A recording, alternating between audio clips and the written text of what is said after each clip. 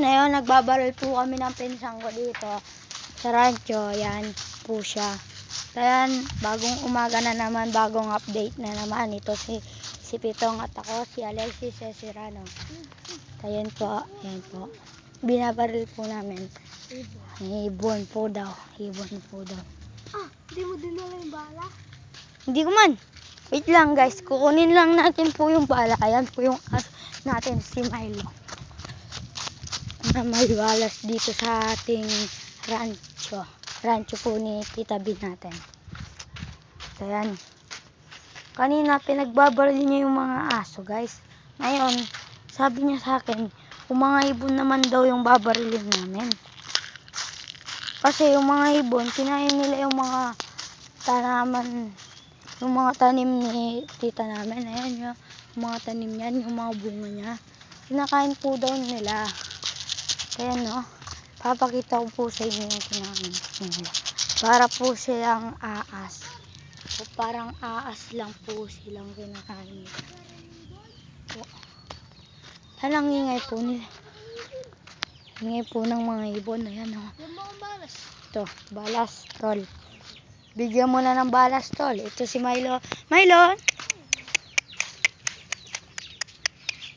Ano? Anong to? Ito. May mga manok dito, mga ka-idol, mga chicken po sila. Po sila o chicken. Po sila. Tsaka may mga bibi po dito. Po. Yung mga bibi. Ito po ang mama nila. Yung mother po nila. Yun, ninulog pa. Diyos ko po sa'yo. Nulog mo pa. Dami nga eh. Dito lang, ang dami na. Oh. Saan ka pumupunta, Milo? Punta dito. Milo.